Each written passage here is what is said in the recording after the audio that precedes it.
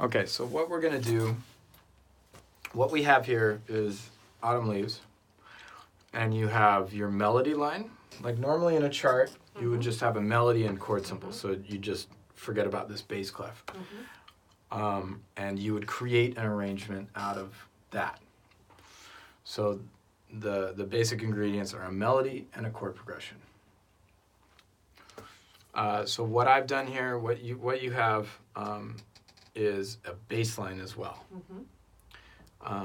And all you're going to do in the beginning is it's kind of like fill in the blanks, but you get to choose your own adventure in a way. So the first chord is C minor 7. So your first task is go, what's a C minor 7? You have a C, E flat, G, and B flat, right? Now we play the melody note with this pinky, and we play our bass note, C, with this pinky, right?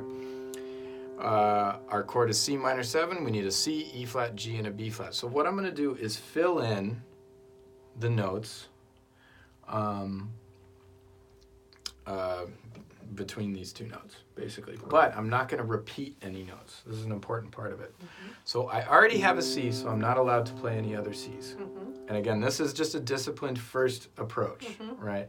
Because I want you to get not only the position of these notes, but the sound of them very clear in your mind.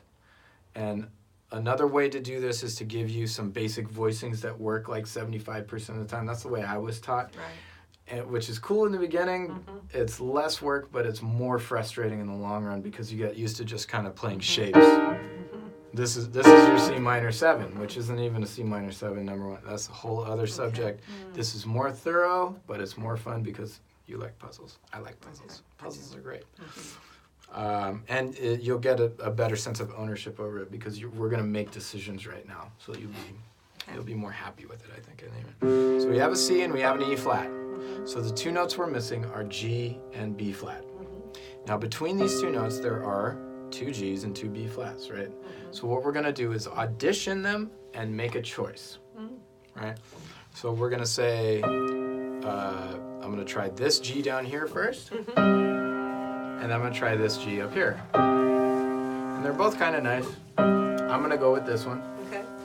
The low one? The low one. And we're going to write it in a second. And then we're going to add a B flat. So I'll start with this B flat, and then go to this B flat.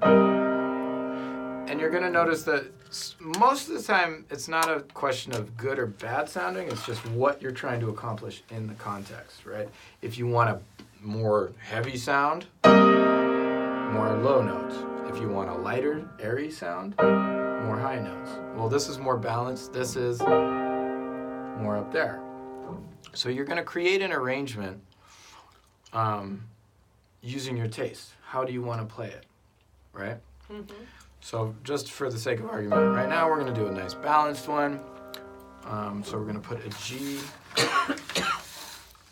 here. And just on the first beat, G and a B flat up in my right hand. And then we're going to go to the next chord. So the next chord is an F7, so we play F7. So I know it's F, A, C, and E flat. Okay? We have our F down here, but then we have a rest, right? So I'm going to look at the next note, which is F. So I want to have everything below. We're going to pretend that I'm playing this anyway, which is just a root anyway. So I want the whole chord to be below this F. And again, we have, what we're missing is an A, a C, and an E flat. So I'm going to audition them. And this is where it's going to start bearing a little more fruit. If I play, now between these two Fs, there's 2 As. If I play this one, it's super muddy. Generally, playing a bass chord down here, you're going to avoid that, right? Because it's muddy, so I'm going to play this one. Much more open, you can distinguish the notes a little bit better. Now I have 2 Cs. I got this C, and I have this C. Right? Again, neither of them is bad. This one's a little more substantial, so I'm going to go with that one. Because I don't know, I like that today. And then the E flat, so there's 2 E flats. I'm going to do this one, and this one. This one I'm feeling is a little too heavy for me today, so I'm gonna go up there. So I have this nice balanced chord. Okay. And again, there's no right or wrong answers to this. Mostly it's getting you to understand the decision-making process that happens when you're arranging. And as you do this, you're going to start seeing the decisions that other composers make in your reading. Mm-hmm. You're going to be seeing, well, why did Mozart pick this inversion? And you can start kind of messing around with that and go, oh, that's why. Mozart especially makes excellent decisions all the time. He's Mozart. Yeah, there's a reason he's Mozart. So now, again, I'm just going to write whole notes.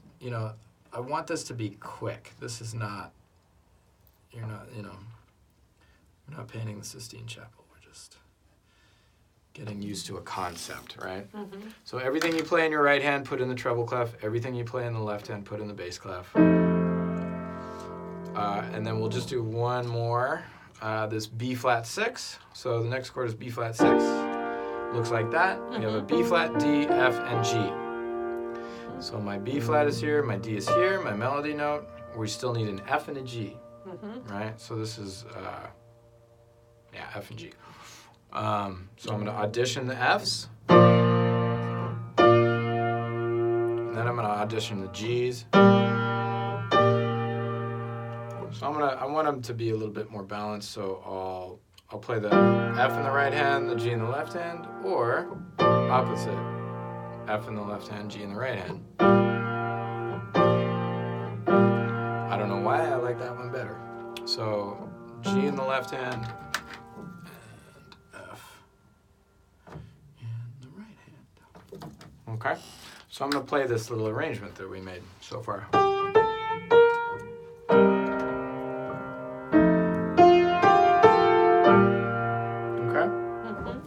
So it's just sort of scratching the surface of how to create something instead of just playing root position chords in your left hand. This is a more thought out approach. It's going to teach you how to arrange. Once you can do this, again, these are very sparse chords, very skeletal, but they're going to make you really appreciate what each interval sounds like, what each interval does for the chord. So once you do that for a little bit, you can start to add, you can start to double notes, instead of just, instead of just one of each, you can start to actually fill in, doubling the notes. But if you do it this way, you'll have a greater appreciation for the whole thing.